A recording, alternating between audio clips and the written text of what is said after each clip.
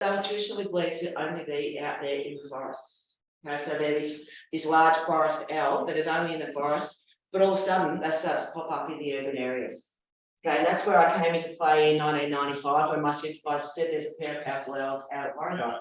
And Warrandyte, okay, it's not heavily urban, like it's not, Melbourne, but it's certainly that urban fringe area that people live in. Okay, so why are these birds all of a sudden in urban areas? Have they always been there and we just never knew, or are they now starting to move into urban areas?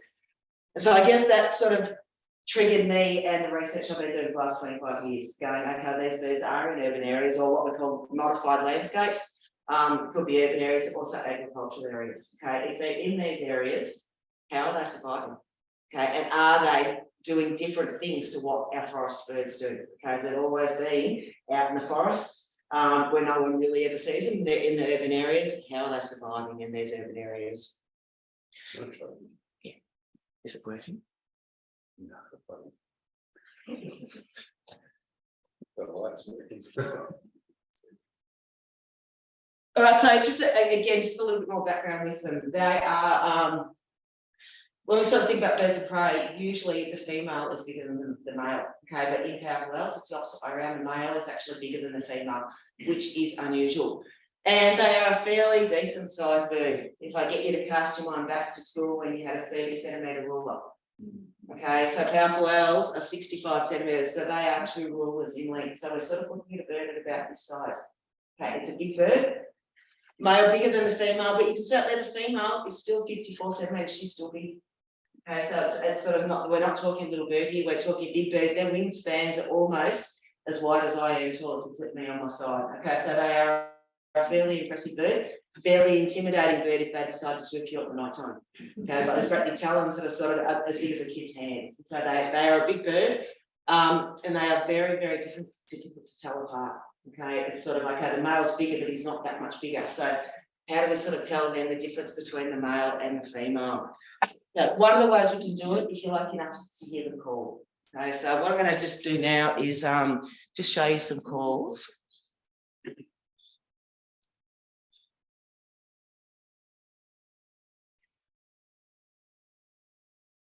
Got the Zoom sound bar over the. You hear that okay down the back? Quite a deep hoot. They're the only bird that actually traditionally, the only owl that hoots. When you say, what sort of noise does an owl make? Most people go, oh, it hoots. These are the only guys that actually hoot. All our other owls, we have barking owls, we have our titos that screech. So when you're hearing something hooting, we've got the powerful. But if you listen to the female,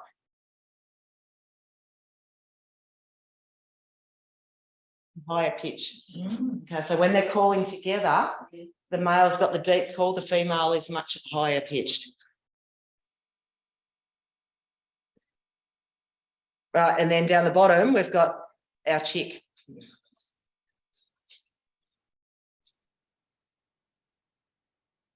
Okay, and the trick is, the chick is very much brilliant. Okay, so these birds, they're highly camouflaged. Highly camouflaged, very difficult to tell the male from the female. They're very, very secretive throughout that whole breeding season, and all of a sudden they have hopefully 2 chicks, and those chicks trill and they blow the entire cover. Okay, so when they think they're being secretive and no one knows where they are, and all of a sudden the chicks, they're hungry, they're calling all the time, and basically bang. So come September, October, if you can hear chicks trilling, you know you've got a breeding powerful owl fairly close. The other thing, so that's sort of one way we can tell them apart, okay, is through their calling, if you're lucky enough to hear them calling. During the daytime, roosting in trees, if you've got a single bird there, very, very hard to know whether it's a male or a female. Okay, but if we have a look at these photos, and I know this sounds absolutely crazy, but if we look at the top photo up there, that's our male. If we look at the next photo down the middle photo there, it is our female. Okay, male just looks a little bit more masculine. Right? If you look at his head, he's a bit meaner, he's got that broad forehead, that darkness across him. She's much prettier. Okay, and so I know that sounds crazy, but it's taken me the best part of 20 years to figure out, and still even now, sometimes I look at them and go, Is it the male? Is it the female? Okay, very, very difficult to tell them apart, even when they're sitting together. But if we cast our minds back to 2020, right, and I don't think any of us will ever forget 2020. Okay, that was the year we're all stuck at home, okay, because we weren't allowed to go to work. Our field work completely stopped. We weren't allowed out in the fields to be sort of doing anything. We're like, okay, what can we do? And I've always thought there's got to be a way that we can tell a male from a female. Okay, so what we ended up doing in 2020 is dragged out hundreds and hundreds, all our photos, our entire photo bank of all these birds, and went, let's measure up all the different measurements on them and see if there is a way that we can practically sort out a way that we can tell a male from a female. Okay, lots and lots of frustration, lots of mucking around, going sort of at different measurements. But at the end of the day, what we found out is that the mask, the face mask on them, okay, so the feathers around the eyes are different on the male versus the female. Okay, so if we look the picture on your left-hand side is our male. Picture on the right hand side is our female, and you can see on the right hand side those feathers come right out past the side of their face. Okay, on the male the feathers are stopping short, and you can actually see the back of the head. Okay, and we've then gone on and tested this over and over and over again, and we've found that it's a really, really reliable way to be able to be able to sex them. So if you're a photographer and you're sort of keen to sort of learn whether you're looking at a male or whether you're looking at a female, take some photos, zoom in on those photos and have a look. And we found that this is sort of a really neat way to be able to tell the difference between the pair of them. And so just something useful, something practical when you're out in the field. Because I often have people say to me, oh, I don't know which one I'm looking at. Okay, so you can use that now as a potentially as a way to sex them. Okay, so when we're sort of talking about they're in urban areas, can we know that what is it that they need before they will come into an area? What sort of resources do they need? They need 4 different criteria to inhabit an area. I'll keep reading just so we get through it. But they are, as we said earlier, they're top order predators. Okay, basically what they need is, or they eat 250 to 300 possums every single year. Okay, so if you have a possum problem, get yourself a powerful out and certainly fix up that problem fairly quickly. Around the urban areas, mainly common ringtail possums and common brush-tail possums, which are the possums that we get around our backyards, getting the house roofs and so forth. They'll also eat the gliders. Okay, so sugar gliders are not common in urban areas, but they are around. They will take sugar gliders, and then when you move out into more forested areas, they'll also take greater gliders. Okay, up in Queensland, they eat things like rats, fruit bats. Okay, so they will eat sort of what is available to them in a given location. But the Melbourne birds, they're eating mainly our possums. Okay, so our ringtail and our brush-tail possums. The other thing they need is a roost site. Of course, these guys are nocturnal, so they are doing all of their hunting, all of their activity every night time. What that means is they're sleeping during the daytime. That's it. What they need is they need trees to sleep in. Okay, and they can't just have an isolated tree on its own. They've got to have a diversity of vegetation. When I first started looking at these guys, I knew they were moving up and down trees. Okay, and I'm moving up and down or using different trees in different weather conditions. And I always just thought, yep, they're moving up and down the one tree. But in actual fact, they always sit in the top 1/3 of whatever tree they're in. Okay, that sort of makes sense because they're in the canopy. Okay, they need that protection. They need that protection from those really annoying little day birds that do a lot of the mobbing. But they also need protection from the climates. Yeah, they need protection from the weather. Okay, so on days where it's really wet, haily and stormy, they're always going to be in that thick canopy protected.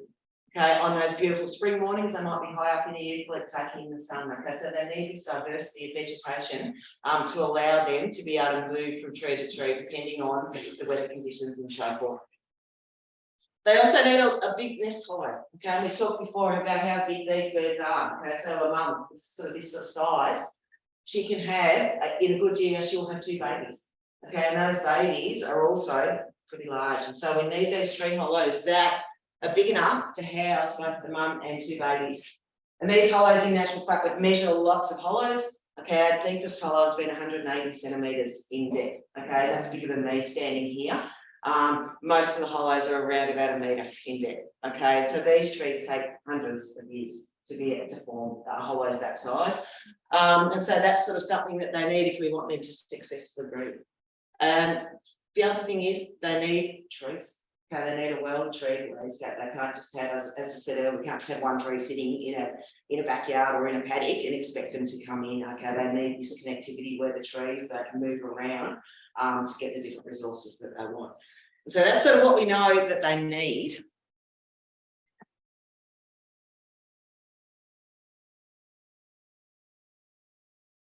This PowerPoint is not liking me at all today.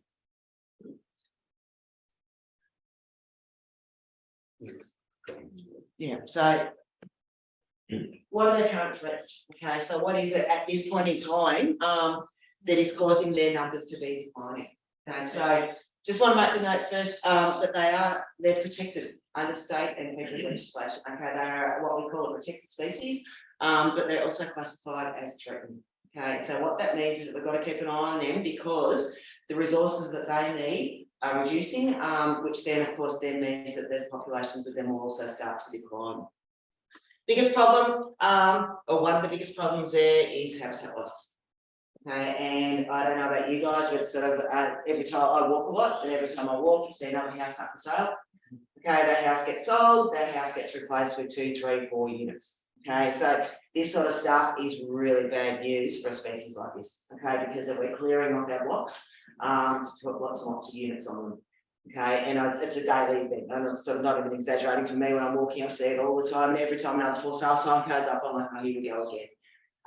But it's because, of course, that development means that one house on a block is getting replaced with 3 houses, which probably means another 6 cars, which means another 20 people, all that sort of stuff is contributing to this problem of development and the urbanisation pressures. Okay, so that is having a huge impact on these guys.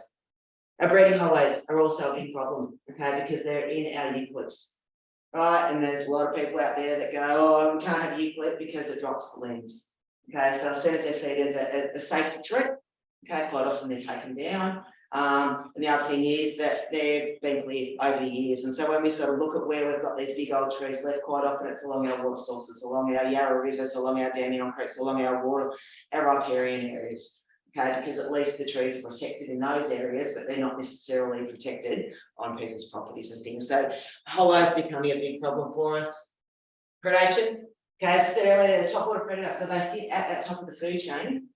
Okay, but their chicks, when those chicks are first coming out or fledging from the hollow, they're like any baby. I guess they're still burning, so they're not good flyers. They are quite often down around the ground or not on the ground, but like below the ground. We've taken we have GPS trackers on animals and radio trackers, and we've collected a lot of babies out of foxes' dens, okay, because they're down low enough that the foxes can get them. So predation is a problem with the chicks.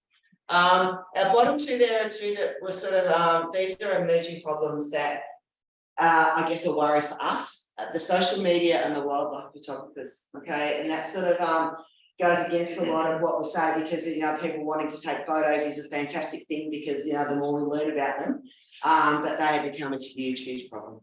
Okay, eBird and iNaturalist are my 2 biggest enemies. Okay, because what people do is they'll go out, they'll take a photo of a bird, they'll put that bird up on social media with a location. Okay, and before we know it, we have got power whales are a target species that everyone wants to photo of them. Okay, so, and we've got 3 instances around here. When I say around here, not right in Lake Century, but around like sort of the Melbourne area, we've had 3 examples of where people essentially run into us. And you pull up into the car park to do our normal monitoring, there'll be 20, 30 cars in the car parking lot. And in those situations, the birds now fail to breed. Okay, and so we've had a situation where a mum's eaten her babies because she's just been so overwhelmed and so stressed with photographers and people out there trying to see these birds. But also, we know that people come to this and actually get money out of it. So there's a lot of downside with the social media. And so I guess in that, what we'd ask if you're monitoring birds, absolutely, that's fantastic, but keep it a secret. Okay, you'll sort of notice even in our presentations, we'll never give you exact locations, we'll give you general areas.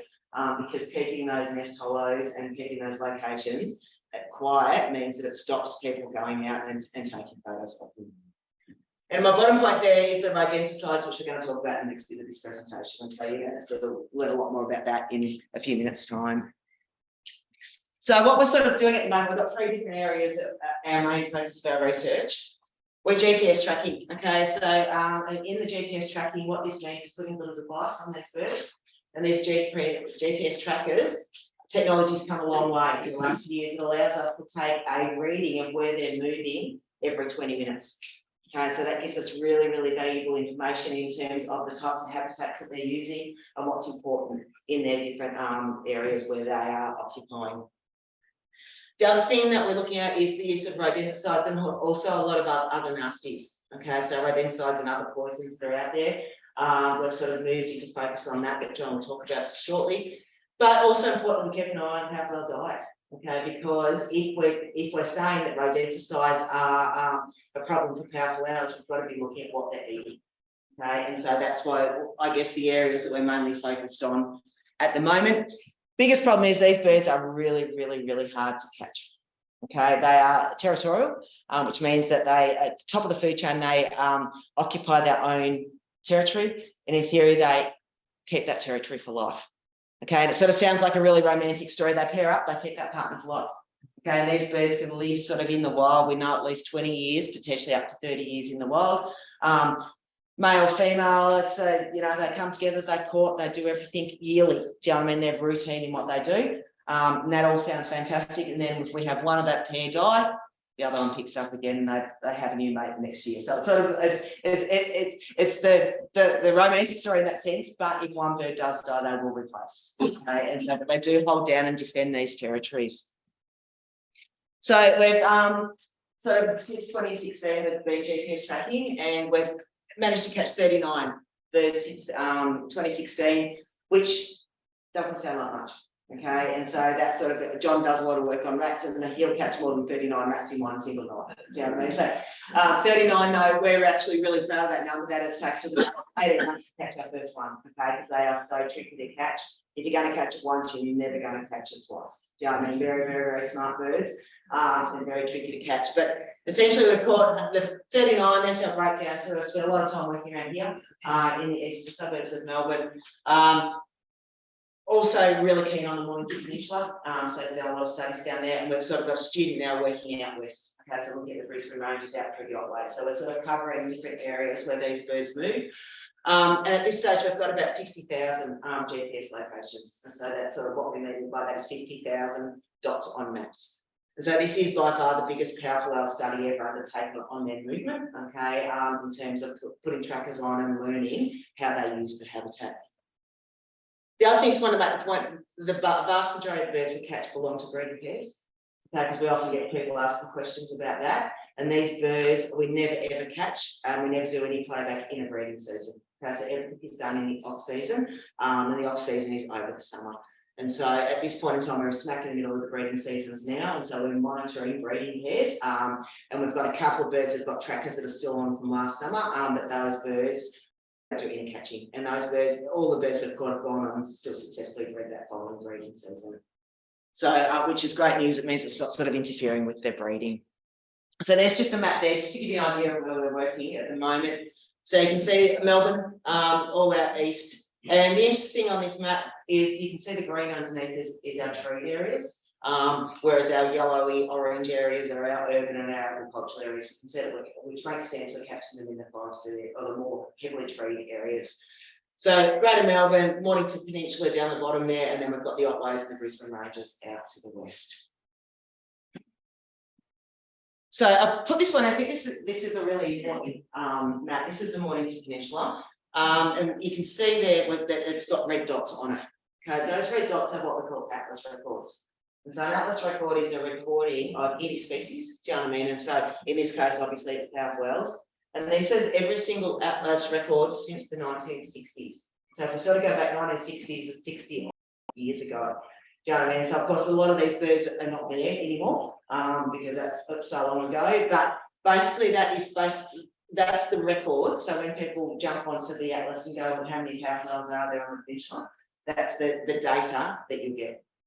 Okay, so we've started catching down on the peninsula in 2016. We've caught the 16 birds there, and when we overlay our GPS tracking onto that, each one of those different colours represents a different bird. Okay, and so basically this thing here is one bird and all the area that that bird needs. Okay, on that map, on the previous map, that would be represented as one dot. Okay, and so when people then put in, say, planning applications, so I want to, knock down a certain area, or I want to build 6 units, or I want to do anything, when people are then looking, okay, is there any record of powerful L's there? Oh, there's a dot, but that dot's 500 metres away, so that doesn't interfere. That's, I'm fine to go on that. And so the scary thing here is permits are getting issued based on those dots. Okay, but I guess what our point is, these birds take up a lot more space than one dot on a map.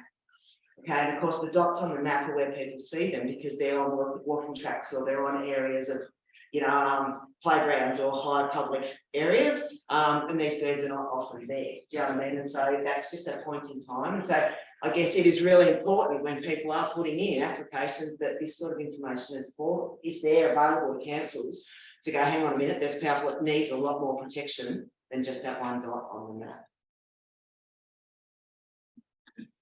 So how much area do they actually need? And so this is the homeowners, as I said, the territorial, they're holding down, they're defending a particular territory, they're defending their turf, so to speak. Right, and they're a pair, and hopefully they're a breeding pair. So their home ranges depends very much on the quality of the habitat that they're living in. Okay, so they're in really good quality habitat with lots of trees in it and lots of diverse trees in it, then they've got a fairly small home range. Okay, and when we say small, 140 hectares is still not just a tiny little plot, it's still over a kilometre in size. Okay, but that's what we call the smallest of the home ranges, okay, in the good quality habitat. If that habitat is modified or if that habitat is disturbed and got lots of urbanisation in it or got lots of impervious surfaces or it's got lots of agriculture, those home ranges, and this is just our study, okay, the home ranges, up at more like 14 kilometres, do you know what I mean? It's up at over 1,400 hectares. Okay, so they're needing a lot of space when the vegetation is not of good quality. So how far do they move? Basically, not a lot of difference between the males and the females. We've got the little thing over the bottom there, but basically what we're saying is they're travelling around about 4.5 kilometres a night. Okay, which is pretty substantial when you sort of think about a bird and its movement. That's how much it's travelling every single night. So just to give you an example here, this the red dots there are one of the birds, what we call the small home range. Okay, and just I guess to put in perspective what I'm talking about, the green is trees. Okay, so the dark green is trees, the lighter green is paddocks and agricultural areas. You can see there this bird, this is a snapshot of time over a couple of months, and every red dot represents 20 minutes of its movement. Okay, so this bird is sticking to those heavily grown areas. That's sticking to the treed areas. It's got the odd movement into the paddock, but at the end of it, I think we can probably agree that it's staying where there's lots of trees. Okay, that's what we call a small home range. If we then move on and look at the bigger one, okay, this one's 1,100 hectares, and it's the white dots. You can see it's scattered everywhere. Okay, it's got a big concentration in here, and under there, it's dark green. Okay, they're so heavily concentrated there, we can't see under those white dots. Okay, but they're hanging out in that treed area, but they are having to cover a lot more space to get the resources they need. Okay, to catch enough possums for them to eat and to find roost trees and to find breeding hollows. And so just the difference between the home range size in good quality habitat versus modified or disturbed habitats. So how do they move? The other thing is the GPS trackers will tell us what they're doing when they're moving. Okay, so what we're looking for is what percentage do they know? When do they hunt? They catch possums? When do they eat? How do they move? How do they use their particular home range sizes? And we now know they do most of their movements early in the evening. Okay, so again, dusk, right? They're sleeping during the day, they'll wake up at dusk. At dusk, they do a lot of their hunting. And anyone that monitors these birds will probably know that they're sitting on their day roost. Soon as night time comes, if they're not holding a possum already, they nip off. Okay, and then they will come back again later in the night time. Travel long distances in the early morning or later in the evening. Okay, and that sort of makes sense too, because if they're out hunting during the night, right, as it's heading into morning, yep, time to get home, zoom, beeline straight back home. Okay, and so the other thing we've found is they move very, very quickly over urban areas and the disturbed paddocks and things like that. we've got one example where they process them. Okay, so roads seem to be a bit of a barrier for them, but we do have one example of them crossing over the lines of East Link. So they will cross the road, but it's not a common thing. Quite often the roads are the boundaries or barriers for them. The other thing is our riparian areas. Okay, so our areas along our creek lines and our rivers are the most important areas for them. So this is a Melbourne bird, not too far from here. Okay, and so the blue is the Yarra River. Okay, and it's tributary. So it's sort of like basically urban Melbourne. We can see the green trees following the blue lines. Okay, that's our riparian areas, and then this is all housing. Okay, so we're fairly heavily urbanised at this point in time. So if we have a look.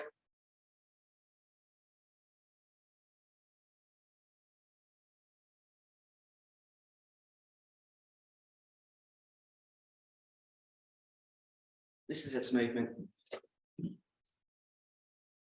Right, and you can see the yellow there is where it's moved over a 2-month period. And we can see that it is basically sticking to the okay, it's sticking to those riparian areas.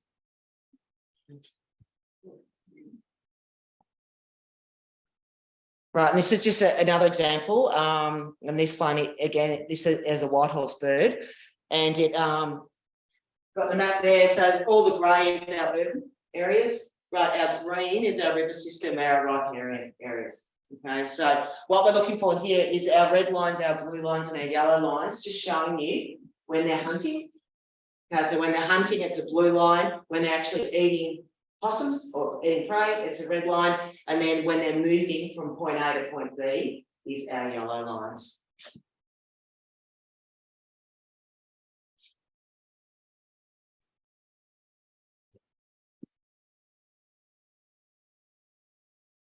And again, there you can see where it's sort of concentrating on our more heavily treated areas, our riparian areas.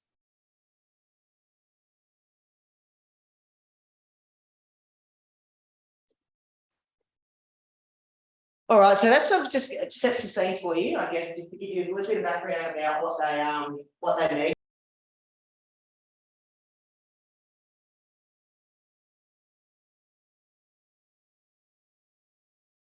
Thanks, Brenda. Thanks, Ray. Well, Ray, in this one gets all smiling and happy and tells all the great stories. We've given this talk a few times now, and what's going to happen for me is I'm going to go from sitting there watching you all smiling and nodding along and laughing to sitting there going and the like. Well, that's the experience we've had in the last few years. As Ray mentioned, I guess during maybe this isn't going to work for that. Is that what is it? Page. Which button were you using?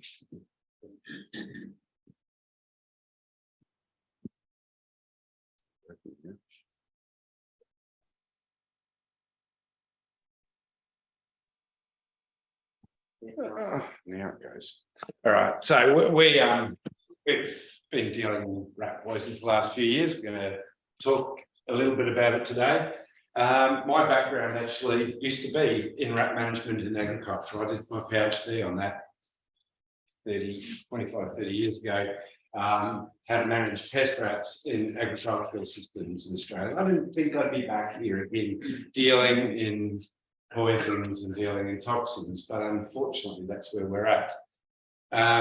Globally, rats are managed with these euphemistically called things called rodenticides. It makes it sound like it's something that kills rodents and you put it out and it's all good, like insecticides. But we all remember DDT and other things that have subsequently been banned because they didn't just kill insects, they killed everything. Well, rodenticides are starting to appear in a pretty similar fashion to us.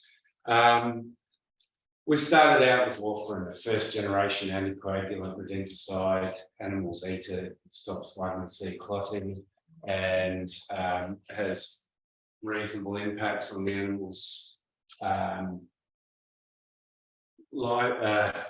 chances of survival to some extent, but unfortunately rats develop genetic resistance to things like warfarin and they're a bit harder to use because you've got to actually expose the animal to several times over a couple of weeks for it to work.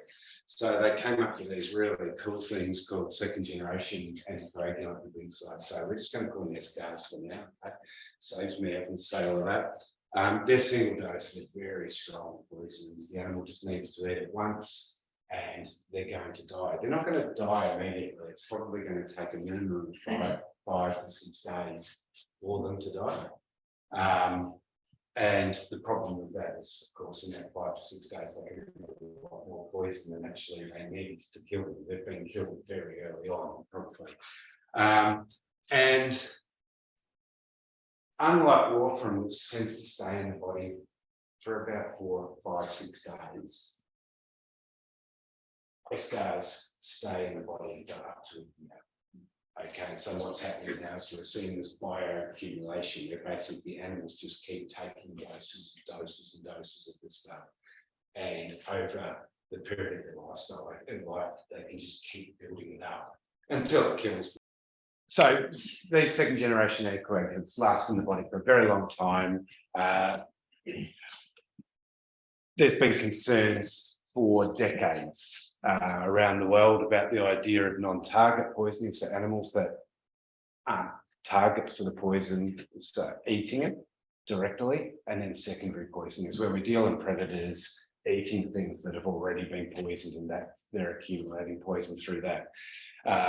Generally, anytime we're using toxins in the environment, non-target and secondary poisoning are our major concerns.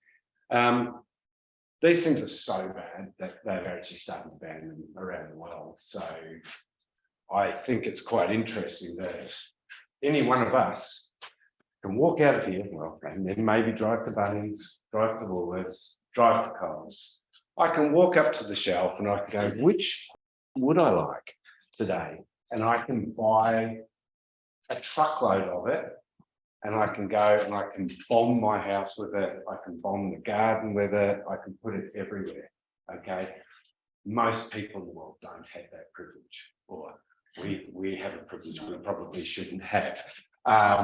So most places in the world are now moving very heavily to banning of these substances for very good reasons that we'll talk about. In a couple of years ago, some work came out of Western Australia. It was really the first work that anybody had looked at rat poisons in Australia ever for some strange reason. And Michael Law over there showed this massive issue with rodenticides turning up in booble gals there. And it was concerning. And in that research, it suggested maybe powerful owls should be looked at. But from our perspective, powerful owls don't eat rats. They tend to eat possums. Very rarely have rats been shown in their diet, as Rose mentioned. So we thought there'd be a pretty slim chance, but we had a period during all of our lockdowns where people seemed to be finding all these dead powerful owls. We can't work out if it was there were more owls dying or it's just that we got so bored and we got very, very good at discovering everything within 5 kilometres of our house that we found a lot of dead animals floating around. And Ray had to get a permit to be allowed to leave the house to go and pick up dead owls. But we put them we decided to do a toxicology test on them. And in fairness, we tested rodenticides thinking we'd get nothing. So we actually went out and tested heavy metals, a whole pile of 250 different agricultural chemicals and things, because we really didn't want to waste our money, but we didn't expect to get rat poisons. So at the end of the day, what did we find? It was a big shock. It was a really big shock. I mean, heavy metals, wasn't too bad. Yes, we turned up some DDT, which was banned in the 1980s, but it gives you the idea of how long some of these things last. But what was really amazing to us was just almost every one of these powerful owls turned up, it had rat poison in its liver. Yeah. Oh my goodness. So 88% of powerful owls had rat poison. This is an animal that does not eat many rats. Okay. Every one of these had the active ingredient called brodifacoum. Brodifacoum is the base for pretty much is the active ingredient for pretty much most of the rat poison you can buy in Bunnings. Some of the stuff you buy more or less and things. It is the problem chemical everywhere in the world. So anytime you read about rat poisons and wildlife, they're talking about brodifacoum or they're talking about bromadiolone, which is another one, the two real big ones that everybody uses. We also sort of turned up Pindo, which is a first generation anticoagulant that's used for rabbit control in Australia. So councils along the Mornington Peninsula and around the outskirts of Melbourne use it heavily. So there's parts of Victoria to manage rabbits. Powerflowers are not a big rabbit eater. They don't tend to take prey off the ground, but clearly they're taking some because this rabbit poison is ending up in the powerflowers. What we didn't find was a lot of what we call the first generation anticoagulants, things like warfarin. So you can still buy warfarin. If you walk into Woolworths in Vermont, where I go, is they have rat sac double strength, which is actually warfarin based. And so it is available, but it doesn't tend to stay in the tissue for very long. So it's probably quite hard to detect. So whether they're not getting exposure or whether they're exposed and we just don't see it turning up in chemistry, we're not really sure. But we suspect it's a new threatening process that we're from a conservation perspective, it means something else that is just adding pressure on top of what Ray already talked about with loss of trees, loss of habitat, and all these things. And then suddenly these animals are just hanging on, and then they're getting poisoned by rat poisons, and that just adds another threat to them.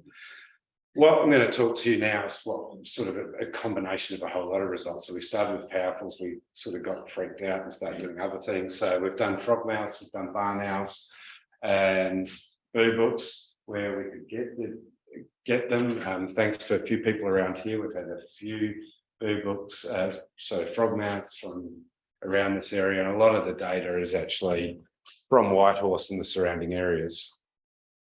Okay, so the green bars are the good bars. Okay, so this is all good birds. This is powerflowers, tawny frogmouth, southern boobook, eastern barn owl. Green bar means no rodent poisons found in them at all. Okay, the colour scheme is working towards yay to okay, so for each species, if we're in this orange to red zone, we're probably in the realms where those guys are either going to die off the toxin, or they're going to be so sick they're going to do something stupid like fly into a house or walk out into the open in front of a car. These toxins actually muck around with their behaviour for a long time before they actually die. So this is often the argument that is put up by chemical companies. Well, the animal didn't necessarily die of the toxin, it got hit by a car. But what we do know is that the behaviour of these animals changes rapidly as the degree of toxin increases. So what they're sort of saying, Tom, we could pretty much say with the red bars, they're probably going to die from that. So, but the red and yellow combined, the red and orange combined, sorry, would probably be likely to be involved in the death of these animals. So powerflowers, 33% of the owls we assessed likely to have died or certainly got incredibly sick from the process. Tawny frogmouths is the horror story. You know, again, tawny frogmouths, we all think of them as insectivorous birds out there. We all love them. 68% of them were likely to be at the sort of threshold towards being killed. Southern boobook, they're hard to find these days, and I suspect there's a reasonably good reason for it. The ones we did find, 42%, and again, barn owls, 80%. This is the level at which we start to expect death. Okay, and these are just a sample of what we've got. Very few of these animals had none. So 92% of every bird we've done, and there's quite a few birds, sort of a reasonable sample of birds represented here, they've all been exposed to rat poisons. I talked about brodifacoum before as the key ingredient, but what we can do is detect. There's another 5, what we call second generation, so escars. What we start to see is like the green bars again, no. Blue is 1, orange is 2, and red is 3 or more different rat poisons that these animals are exposed to. And what we can see is quite a few of these birds have been exposed to 2 or 3 or 4 different rat poisons.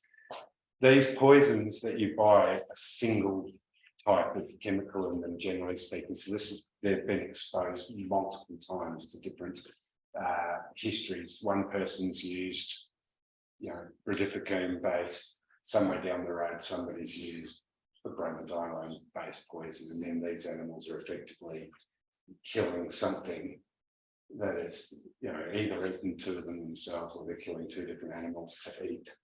And they've been exposed in multiple different ways. So this was worrying to us, the fact, and the literature from around the world suggests when you start getting lots of different chemicals turning up, there's problems. The rate of this is probably comparable, maybe slightly lower than some studies around the world, but what we started to look at is the concentrations that were turning up in these hours when you total them all up. When you get, I'm going to say this loosely, only one rodenticide turning up in their livers, we tend to see a bit less of the bad category. Most of the animals are probably not going to be too sick at a reason because it's coming at low toxicity. Some of them obviously are going to be sick and some of them are probably going to die. But what happens when we start finding birds that have been exposed to 2 or 3 or more, suddenly we start seeing the risk category go up incredibly. And basically most of the birds that have been exposed to 2 or 3 are going to be either very sick or they're going to die. My guess, the way I read this, is brodifacoum as a base is incredibly common. Okay, and so most animals are going to get exposed to 1. If there's a lot of poison out there in the area, then maybe somebody around the place is using a 2nd or a 3rd different type of poison. I think it takes for them to start getting, by chance, exposure to 2 or more, they've had to be exposed to brodifacoum a lot before that, and that's why the numbers are amping up. They've had so much exposure to these poisons. So right now, you look there. How does that look? You were looking out, they were all smiling at you, and I get that. They don't smile at me. All right. I'm a wildlife ecologist. I really love animals. Hey, so, and some of you know me, I also love my trees, but I really find this quite distressing at times. The other thing is this is not a problem for one place. It's not just the agriculture, the farmers using the poisons. Actually, that is where farmers have more restrictions on use of this than you do. So in urban environments, we can get away with stuff. In agricultural systems, we're not supposed to be able to use these poisons almost at all, except in farm buildings. Around urban landscapes, we can use them, and then we generally don't read the labels either. And so what we see is they turn up across urban, agricultural, forested landscapes. The forest in this context of here is edge of urban, so there's still a sort of an interplay there. It's not birds that are sitting deep in the forests. Having said that, in California, one of the biggest studies they did on this was that they discovered all of these owls dying from rodent poisoning miles away from urbanization. And they found out it was associated with illegal marijuana plantations. So there is poison put out in these areas. But so what we're seeing is, generally speaking, our escos are floating through our rodents, and we're ending up, we suspect tawny frogmouth is largely picking them up by taking some sick mice.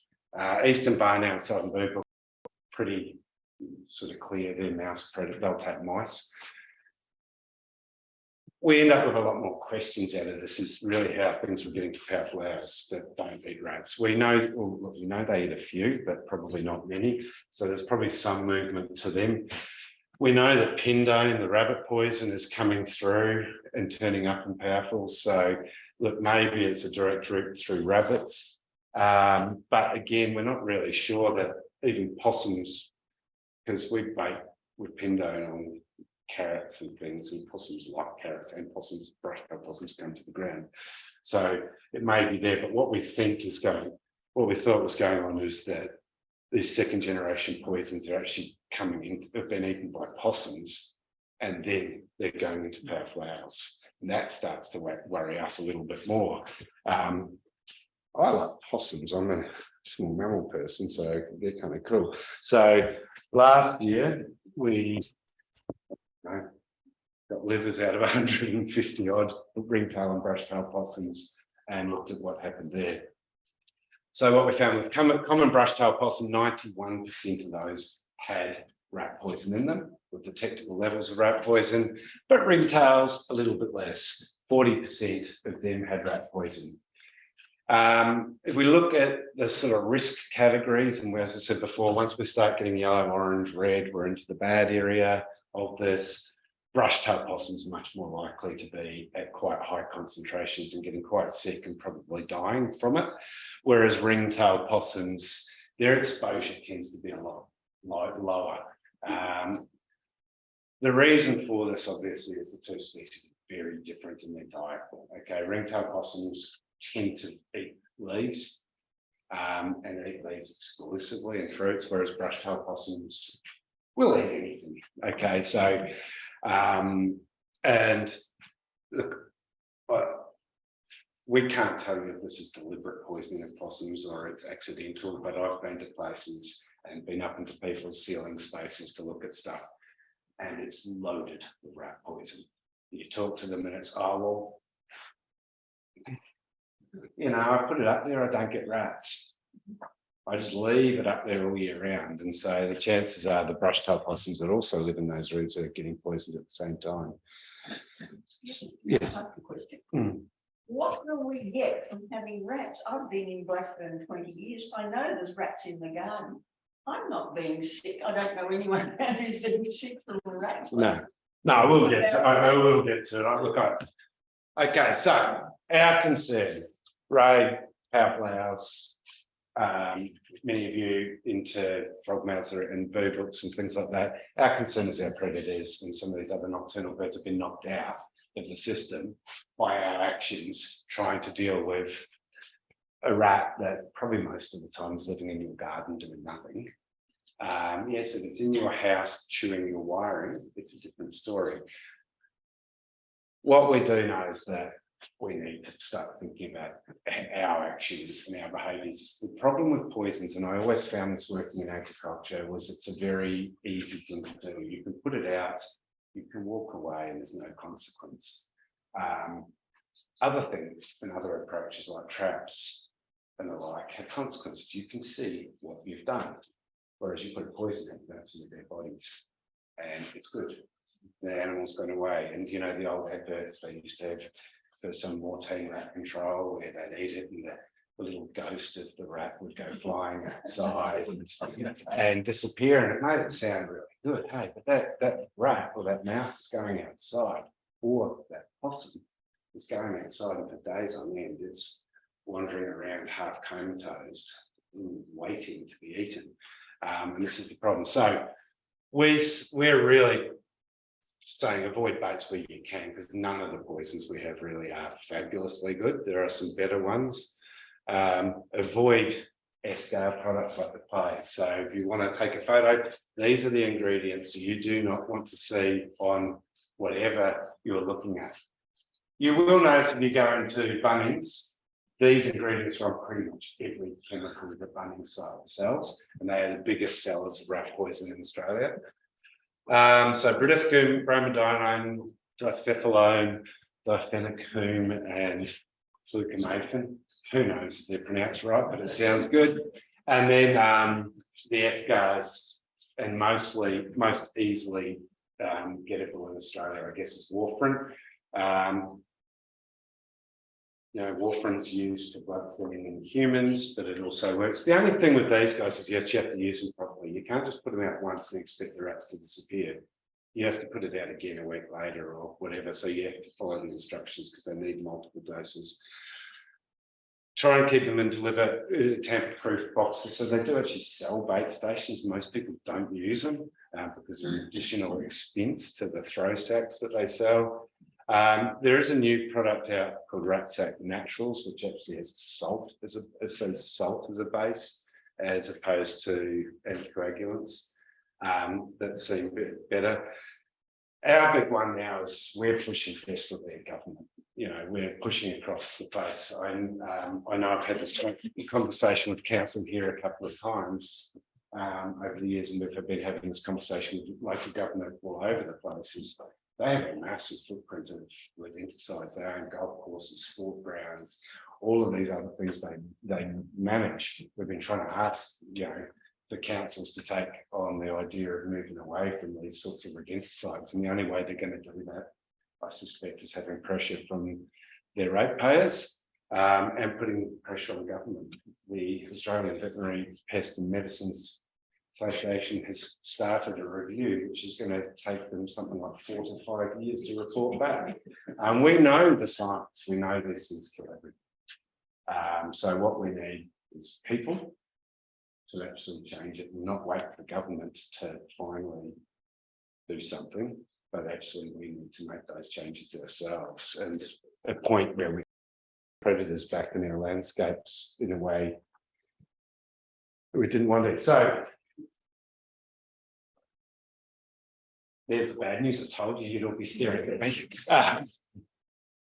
We're still continuing to do our research on powflowers and things. We're obviously getting GPS trackers out. We can sort of generally do catch about 5 to 7 powflowers a year, which, you know, as Ray said, I work on small mammals. Generally speaking, 5 to 7 hours a year is really hard work compared to catching small mammals. We're still building on the rodenticide work. We're really desperate to try to make some sort of impact there.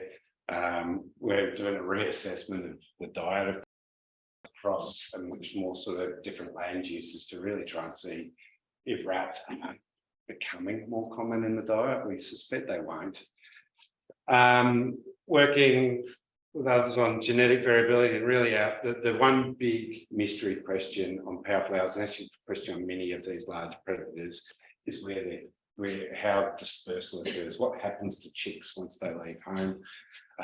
This is super expensive. The technology is hitting a stage where there's satellite-based stuff that we could actually put on powflowers that would last for a few years to actually track where they go to settle, but that's sort of, you know, in the order of $4,000 to $5,000 a tracker. So we're always having fun trying to find money for that.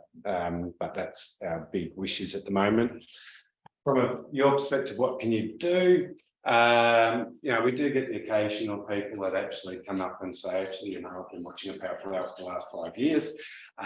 So if you do know any locations and things, tell us. Don't put them on eBird with locations if you can avoid it. Some people we find have actually been monitoring these birds, and we actually have a secure app that you could use to just put that information in. It doesn't actually report directly into any of the other systems. The main one for us, and this is going to be our battle for the rest of our lives, I suspect, Ray, is fighting the loss of canopy, you know, the loss of trees, the loss of bush. All local governments involved are terribly bad at managing trees and canopy. And every time we talk about it with councils, they say, but we only manage 70% of the landscape.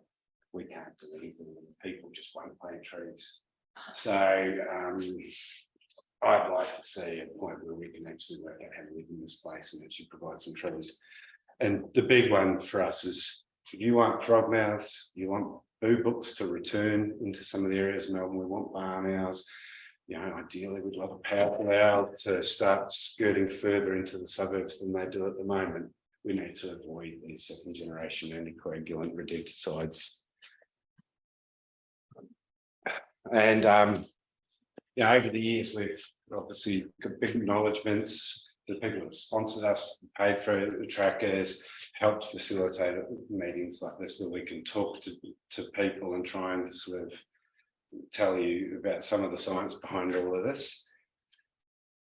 And then finally, We'll hand over to questions. But if you want to learn more, we've got Ray here and there's Ray's contact details. We've got Arnie down the back as well, who works in our philanthropy area, who helps us to try and source occasionally as well. So if you're really interested in our research and things, we'd like to chat to you as well.